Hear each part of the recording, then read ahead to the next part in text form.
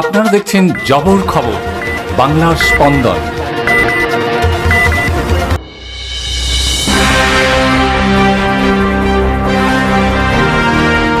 CPIM প্রার্থীর নির্বাচনী প্রচারের পোস্টার ছেঁড়াকে কেন্দ্র করে জয়নগরে উত্তেজনা। অভিযোগের তীর তৃণমূলের দিকে। অভিযোগ অস্বীকার করেন তৃণমূল কংগ্রেস প্রার্থী।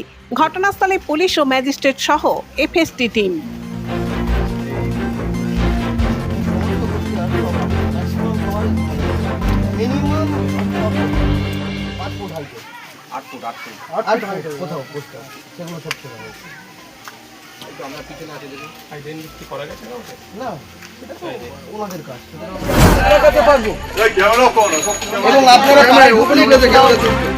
সোমবার সন্ধ্যায় জয়নগর ১ নম্বর ব্লকের অন্তর্গত উত্তর দুর্গাপুর অঞ্চলের খাঁপাড়া এলাকায় নির্বাচনী প্রচারে বের হন জয়নগর বিধানসভা কেন্দ্রের আইএসএফ সমর্থিত সিপিআইএম প্রার্থী অপূর্ব প্রামাণিক। নির্বাচনী প্রচার চলাকালীন তিনি দলীয় কর্মী সমর্থকদের কাছে জানতে পারেন উত্তর দুর্গাপুর অঞ্চল খাঁপাড়া এলাকায় তার নির্বাচনী প্রচারের পোস্টার ছিঁড়ে ফেলা হয়েছে এবং তার সম্পর্কে অশ্রাব্য ভাষায় দেওয়াল লেখা হয়েছে। ঘটনাকে কেন্দ্র করে এলাকায় উত্তেজনা শুরু হয়।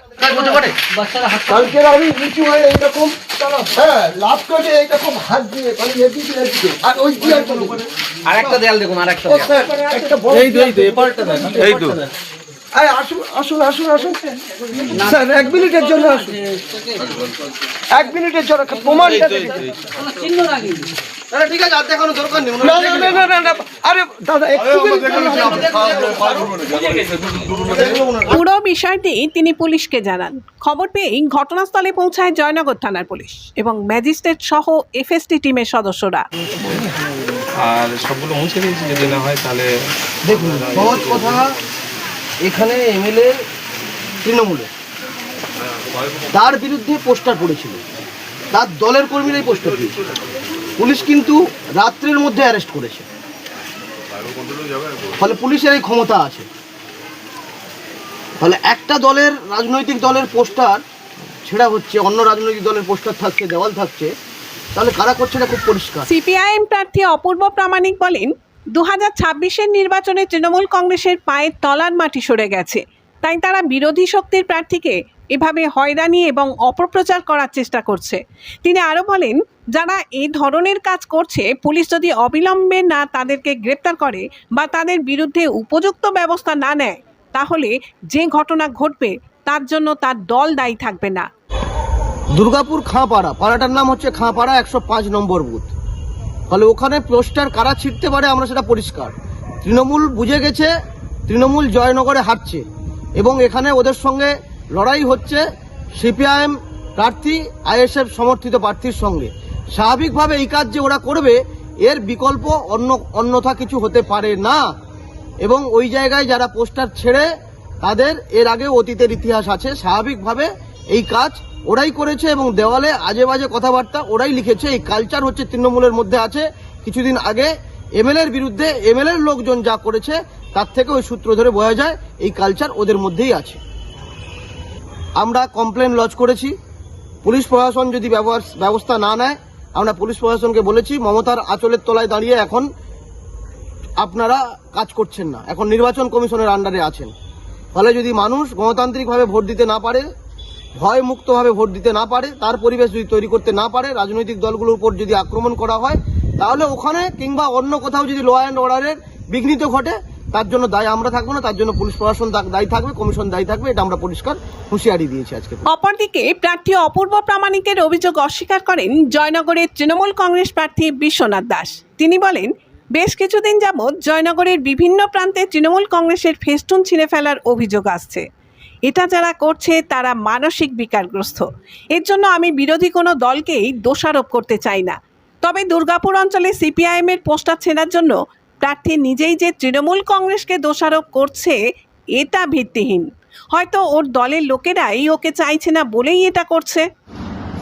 দেখুন, সিপিএম তাদের পোস্টার কারা ছেড়েছে সেটা আমার জানা নেই, তবে তৃণমূলের যে পোস্টার ফ্লেক্স,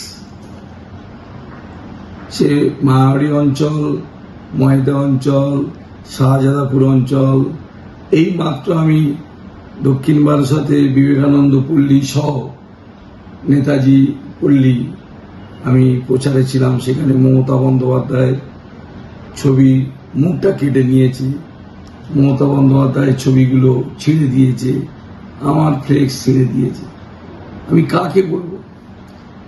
সমাজে এক শ্রেণী মানুষ, বিকৃত মস্তিষ্ক মানুষ, তারা এই কাজটা করে।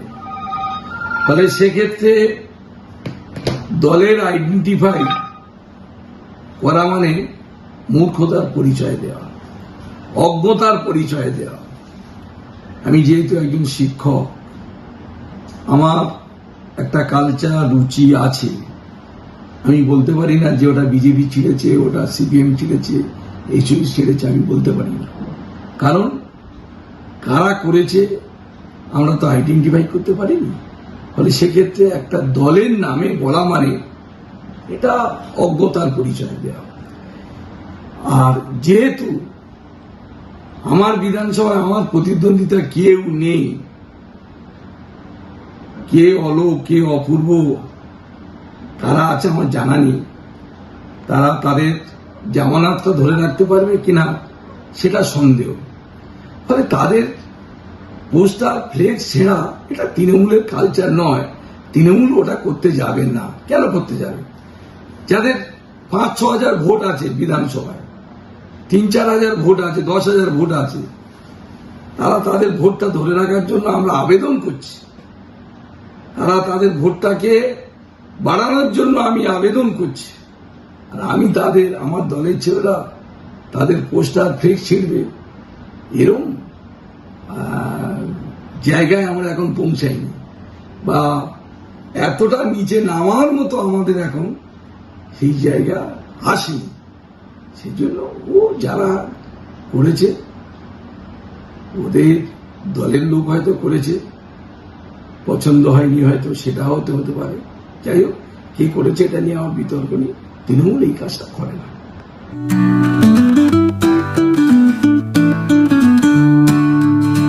সপ্তাহের প্রতিদিন চোখের ডাক্তার মানে জয়নগর রথ কলার আইসেফ আইসেফ আইসেফ।